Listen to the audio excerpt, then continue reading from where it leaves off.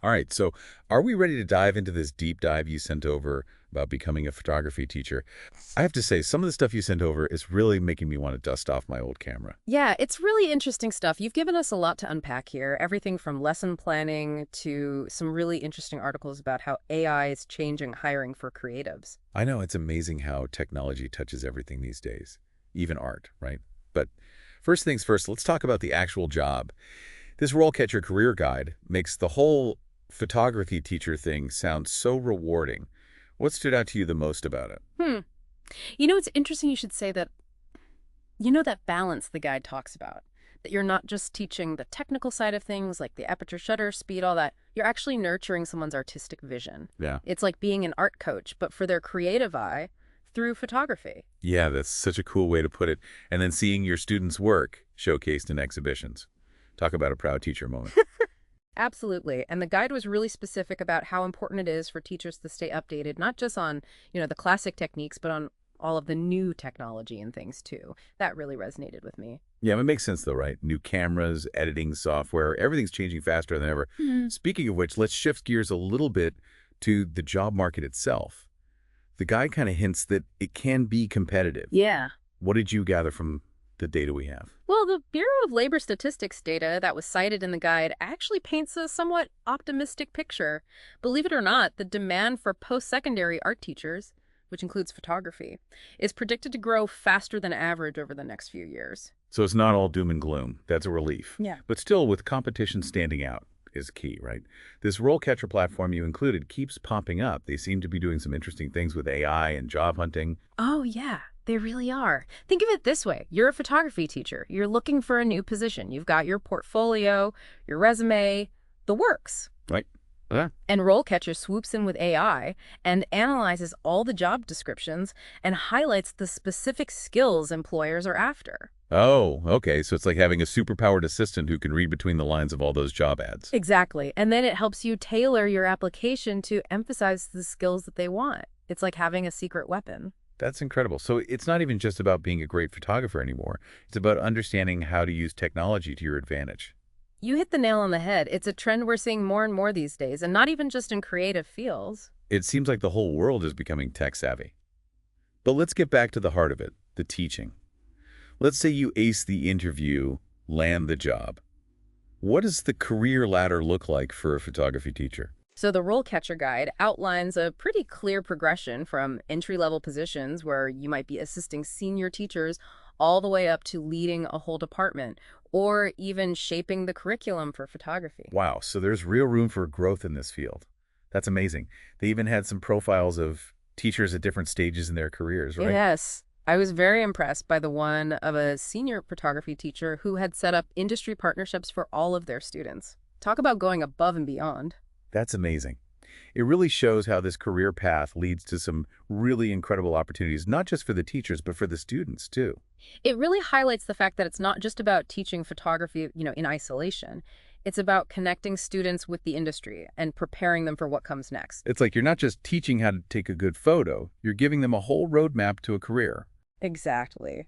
And speaking of roadmaps, one thing that really struck me going through all of this is how much the photography world itself is changing. Yeah. Even outside of these materials, we're seeing AI-generated images everywhere, VR experiences. It's a whole new ballgame. Yeah, you're right. It really is. I saw this VR exhibit recently, and it just blew my mind. It was like stepping inside the photographer's head. So how does a photography teacher even begin to prepare students for a world where all this technology is changing so rapidly? Well, the materials you sent actually touch upon this a little bit, especially when they talk about the rise of digital photography and social media. It's not just about mastering the darkroom anymore. It's about understanding how to curate an online presence and build a following. It's almost like being your own brand manager now. Wow, that's a whole side of things I didn't even consider. It's like every photographer needs to be a tech-savvy entrepreneur now, too. Exactly. And that's where I think that interdisciplinary aspect comes in that the materials hinted at a little bit. We could start seeing photography courses that incorporate elements of digital marketing, graphic design, even coding, who knows? Whoa, that's really interesting. Yeah. So we're talking about a future where photography students aren't just learning about composition and lighting, but also getting a crash course in like website design and social media strategy. Yeah, it's definitely within the realm of possibility. And when you really think about it, it makes perfect sense. The more well-rounded a photographer is, the better equipped they'll be to navigate this crazy world. Yeah, it's like they're not just learning a skill, they're getting a whole toolkit for visual storytelling in the digital age. Exactly. And that actually brings us back to a point we touched on a little bit earlier, the ethical side of things. With AI generating images, the lines are getting really blurry, right? Like what's real, what's manipulated? How do you even begin to teach that? Yeah, that's a great question. It's a whole new set of challenges for photography educators. It's not like you're just teaching someone how to use Photoshop anymore. Now you're having these conversations about authenticity and representation, and even the potential misuse of these really powerful tools. Oh, it's a huge responsibility, no doubt. Yeah. And it really speaks to this broader role of a photography teacher that really came through in these materials. It's not just about technical proficiency anymore. It's about fostering critical thinking, ethical decision making. It's almost like being a mentor for navigating the complexities of the visual world. Yeah, it's like you're shaping not just photographers, but like responsible digital citizens. Exactly. So we've talked about this changing landscape of photography and this evolving role of the teacher. What about the students themselves? How do you think their needs and expectations are changing in this digital age? That's a really interesting question. On the one hand, I think students today are just incredibly tech savvy, right? They've grown up with smartphones, social media, instant access to information. They're very much used to learning at a faster pace, experimenting with different tools and platforms. So they might be coming in with a different set of skills and expectations than students even a decade ago. Absolutely. And I think they might be looking for a more hands-on, experiential learning environment. So instead of just lectures, they might be wanting more workshops, collaborative projects, maybe even opportunities to showcase their work online in galleries or exhibitions. Exactly. They want to see their work out there in the world, get feedback, build their network. So it's not even just about what they're learning, it's about how they're learning and how they're able to share what they've learned with the world. Precisely. Yeah. And that's where I think traditional photography schools and institutions have a huge opportunity to really innovate and adapt. So it's about finding that balance between honoring the rich history and principles of photography, but also embracing these new tools and platforms that are shaping the future of the field. Exactly. Creating that dynamic learning environment that really empowers students to not only be technically skilled, but also creatively fearless. Yeah, that's a great way to put it. Mm. So given all of this, what would you say to someone out there who's thinking, this sounds amazing, but how do I even begin to prepare for a career in photography education? What advice would you give them? I'd say, first and foremost, be a consumer of visual culture. Immerse yourself in it. Photography books, magazines, online galleries, museums, anything and everything that speaks to you. It's like anything else, right? Yeah. The more you expose yourself to it, the more you learn and grow as an artist and as a teacher. Exactly. And don't be afraid to experiment. Pick up a camera, try different genres, play around with lighting composition. Find your voice, find your style. What about the teaching side of things? Any advice there? I think one of the best ways to prepare for a career in education is to seek out mentorship opportunities. Reach out to photographers whose work you admire, volunteer to assist with workshops or classes, maybe even shadow a teacher for a day. Yeah, those are great tips. Get some hands-on experience, see what it's actually like to work with students, and share your passion. Exactly. And never underestimate the power of networking. Attend those photography events, connect with artists and educators, build those relationships. You never know where they might lead. So be proactive, put yourself out there, soak up as much knowledge as you can. Precisely. That's great advice. Now, before we move on to the final part of our deep dive, where we'll be talking about some very specific strategies for landing your dream job in photography education, Yeah. I want to circle back to something you said earlier about the importance of experimentation.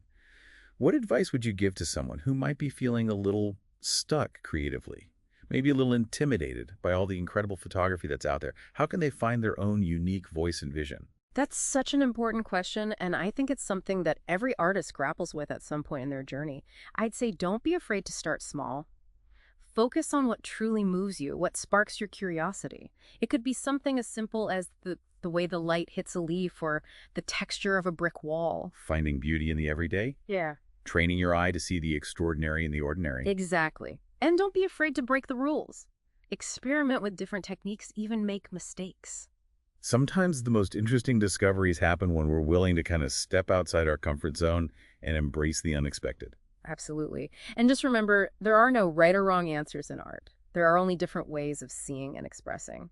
Trust your instincts, Follow your curiosity and just allow yourself the freedom to explore without judgment. That is such great advice. It's a good reminder that photography at its heart is about so much more than technical skills or having a fancy camera. It's really about capturing a moment, telling a story, sharing a piece of yourself with the world. Beautifully said. Now, for our listeners out there who are ready to take that next step to turn their passion for photography into a rewarding career in education, we'll be diving into some practical tips and strategies in the final part of our deep dive. All right, so we've talked about this changing landscape of photography, the evolving role of the teacher, and the importance of finding your own unique vision. But now let's get down to brass tacks. For those who are ready to take that leap and pursue this career in photography education, what are the practical steps they can take? It's like, okay, I'm inspired, but where do I even begin? Yeah, it's a bit like having a camera with all these dials and buttons, but needing to know which ones to turn, right? So first things first, that killer portfolio we talked about. Make sure it's more than just technically good photos. It needs to be you. Choose images that not only showcase your skills, but your artistic point of view. So if someone's really drawn to architectural photography, for example, their portfolio shouldn't just be pretty buildings. It should be their unique take on pretty buildings. Exactly. Think of it this way. You're applying for a job teaching photography. Your portfolio is basically your teaching demo before you even step foot in the classroom. That's such a good point. Yeah. And of course, we can't forget about technology, especially these days. This RoleCatcher platform we keep mentioning seems like kind of a game changer when it comes to navigating the job market. Oh, it really is. Imagine you're at a photography conference, right? And you're trying to make sure your work gets seen by the right people. The gallery owners, the publishers, the potential employers. It's like having a digital assistant who's handing out your portfolio to exactly who would be most interested based on their needs and preferences. Whoa, that's amazing. It's like cutting through all the noise and making sure your work lands on the right desk at the right time. So for aspiring photography teachers, I'm guessing step one is get on RoleCatcher and start exploring. Absolutely.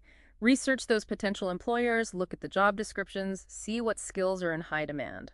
It's not just about finding any teaching job, it's about finding the right fit for your skills and passions.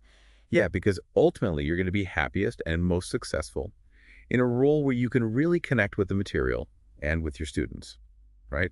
So let's say you've got a stellar portfolio, you've used the power of technology to your advantage, and you land an interview. Any advice for that nerve-wracking but exciting step? You know those sample interview questions that we talked about in the RoleCatcher guide? Those are so helpful. Practice answering those, but don't just memorize answers. Think about the story you want to tell about your journey as a photographer and an educator. Yeah, because it's not just about having the right answers. It's about having that genuine passion for teaching and a vision for how you'll inspire your students. You nailed it. Don't be afraid to let that enthusiasm show. Interviewers want to see that spark, this love for photography that you'll bring to the classroom. Yeah, it's contagious. And it speaks volumes about the kind of teacher you're going to be. Now, before we wrap things up, I want to touch on something that we haven't really talked about yet, which is the business side of being a photography teacher. You know, a lot of teachers supplement their income with freelance work, or they even start their own photography businesses. What are your thoughts on that? I think it's fantastic. It's a great way to stay creatively engaged, keep your skills sharp, and bring in some extra income. And it can be really beneficial for your students. Imagine being able to share real-world experiences from your own photography business with them. It's like having a teacher who's not just talking the talk, but walking the walk. Right. They're out there in the trenches, facing the same challenges and opportunities as the students they're mentoring. Exactly. It adds a whole other level of credibility and relevance to your teaching. So as we kind of wrap up this deep dive into the world of photography education, what is the key takeaway that you hope our listeners walk away with? You know, it's that this career path, it's more than just a job. It's a calling. It's about nurturing creativity and inspiring a love for this art form and equipping the next generation of photographers with the skills and the vision to make their mark on the world.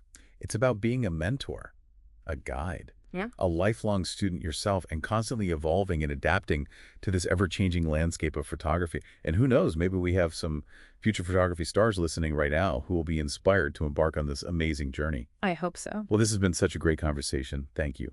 And to all of our listeners out there, we hope this deep dive has sparked your imagination and maybe even ignited a passion for sharing your love of photography with others. Remember, the best camera is the one you have with you, and the best teacher is the one who never stops learning.